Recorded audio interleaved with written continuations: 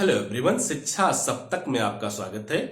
Chemistry को सीखने की प्रक्रिया में हम लोग आज दूसरे लेक्चर पे आ चुके हैं। पहले वीडियो में हम लोगों ने ये देखा था, हम लोगों ने कहा था कि बेसिक से एकदम केमिस्ट्री पढ़ेंगे हम लोग अपने चैनल पे।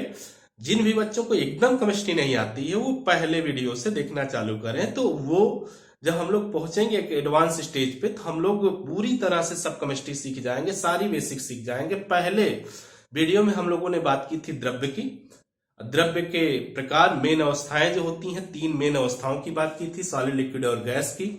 उनसे संबंधित परिभाषाओं की बात की थी, उनके चेंजिंग की बात की थी। आज हम लोग मोल की बात करते हैं। ठीक है, मोल की बात आज हम लोग कर लेते हैं। मोल की बात हम लोग कर लेते हैं।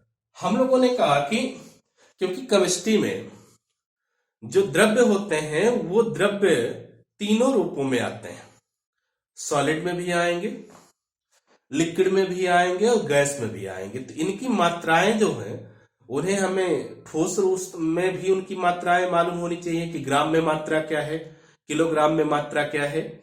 हमको लीटर में भी, लिक्विड में भी उनकी मात्रा मालूम होनी चाहिए, और हमको गैस में भी, गैस को मतलब अणुओं की संख्या कितनी है, परमाणुओं की संख्या कितनी है, इसमें भी हमको उसकी मात्रा मालूम होनी चाहिए। लेकिन अगर किसी पदार्थ की, एक ही पदार्थ की मात्रा हमको सॉलिड फॉर्म में दी गई हो और हमको उसी की मात्रा लिक्विड फॉर्म में मिलना है, अगर हमको ग्राम में मात्रा दी गई है, लीटर में मात्रा पूछ रहा है, तो फिर दिक्कत हो जाती है। और उस दिक्कत का समाधान करता है मोल। तो मोल क्या होता है? मोल होता है मूल इकाई, क्योंकि यह हमको एक इकाई करता है, एक चैनल प्रोवाइड करता है केमिस्ट्री के लिए। ठीक है, तो केमिस्ट्री में ये जो मोल है ये फंडामेंटल यूनिट है ना, मूल इकाई है। ये 7वीं मूल इकाई होती है, 7वीं मूल इकाई है, 7th फंडामेंटल यूनिट है ये, 7वीं मूल इकाई है। ठीक है, अब देखें इसके यूज कैसे देखते हैं। मान लीजिए कि हमारे पास कोई द्रव्य है, या तो वो ठोस अवस्था में रहेगा, ठोस अवस्था में रहेगा तो किस में रहेगा बेटा? वो ग्राम में रहेगा, किलोग्राम में रहेगा। ठीक है, लिक्विड में रहेगा तो किस में रहेगा? लीटर में रहेगा। गैस में कैसे रहेगा? कणों की संख्या में रहेगा।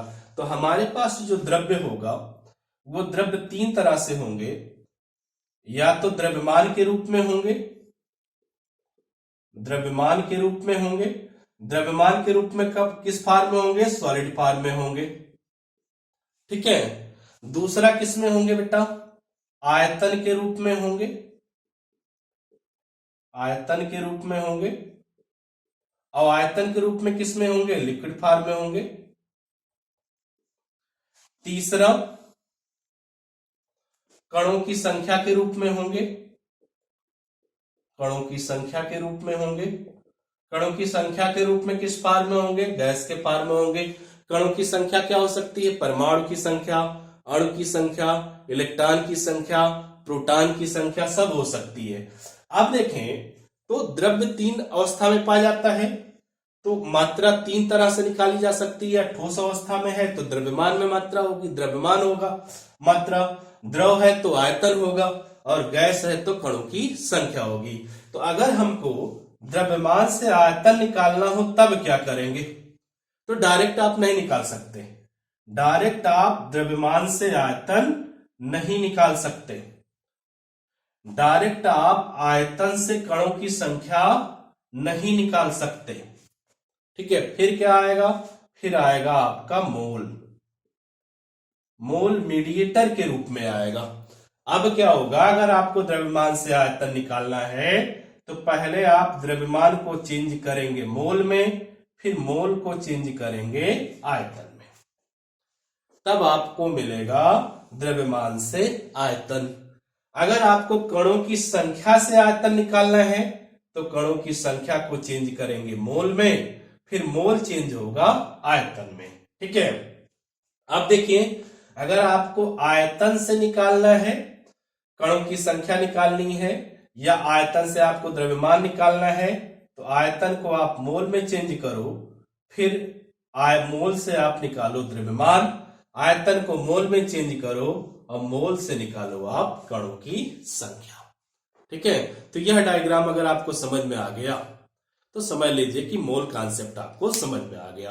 फिर से मैं समझा दे रहा हूं, मोल क्या होता है बेटा? मोल 7वीं मूल इकाई है। ठीक है, और मोल क्या होता है? 7वीं मूल इकाई है। केमिस्ट्री में अगर हमको कोई भी इकाई निकालना है तो वह इकाई मोल के जरिए ही निकल सकती है। अब देखें, हम लोगों ने जो द्रव्य थे, द्रव्य की 3 अवस्थाएं पढ़ी थी। एक अवस्था सॉलिड थी, जिसे आपने ठोस कहा था, और ठोस अवस्था में अगर कोई पदार्थ है तो उसे कैसे मापा जा सकता? द्रव्यमान के रूप में मापा जा सकता है।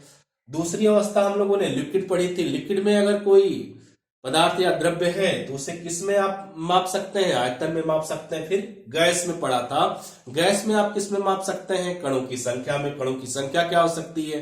परमाणु संख्या हो सकती है, अणु संख्या हो सकती है, इलेक्ट्रॉन संख्या हो सकती है, प्रोटॉन संख्या हो सकती है, मूलक संख्या हो सकती है, कुछ भी संख्या आप निकाल सकते हैं। अब देखिए समस्या कहां फंसती है। समस्या फंसती है कि अगर कोई भी पदार्थ है, उसका द्रव्यमान दिया गया है, उसका आयतन निकालना है केमिस्ट्री में, तो द्रव्यमान से डायरेक्ट आयतन नहीं निकाल सकते। यहां हमने कट लगा दिया, द्रव्यमान से डायरेक्ट आयतन आप नहीं निकाल सकते।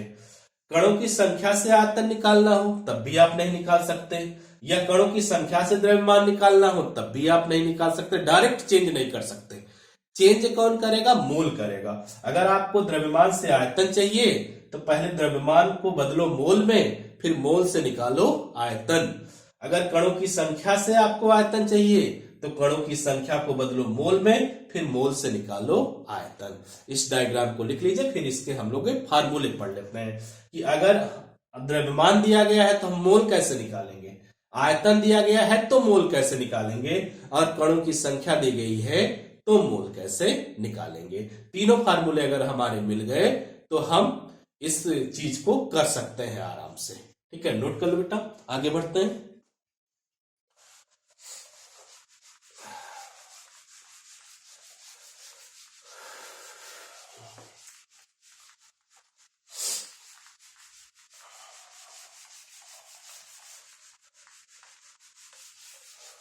अब तीनों फार्मूले हम लोग पढ़ लेते हैं।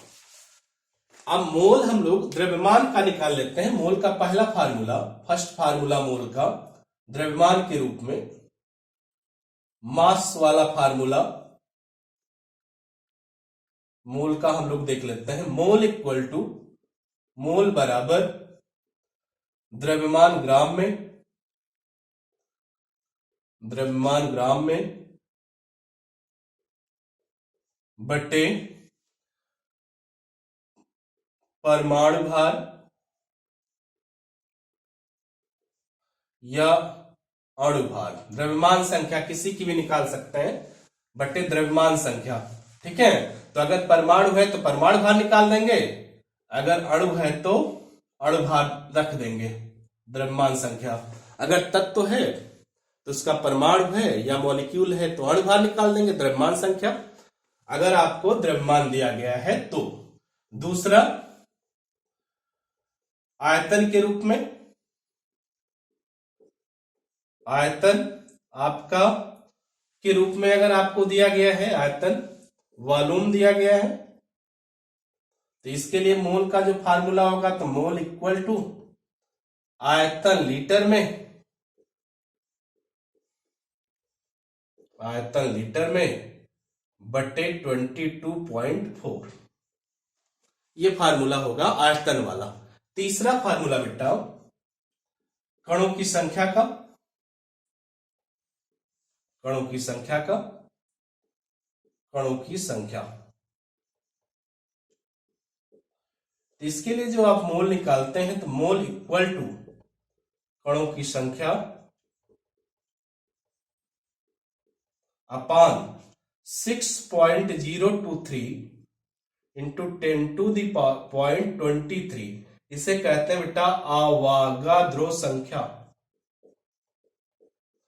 ठीक है, तो आज की वीडियो में हम लोग मोल के बारे में समझ लिए कि मोल का यूज क्या है, उसके तीनों फार्मूले के बारे में समझ लिए। अगली वीडियो में हम लोग इन फार्मूलों का यूज पढ़ेंगे, इन पे ढेर सारे क्वेश्चन करेंगे, एक एक फार्मूले पे क्वेश्चन करेंगे। सारे फार्मूले आपको पूरी तरह से लर्न हो जाएंगे, सारे पर क्वेश्चन आपको हो जाएंगे। आज के लिए इतना ही, धन्यवाद। आपका दिन शुभ हो।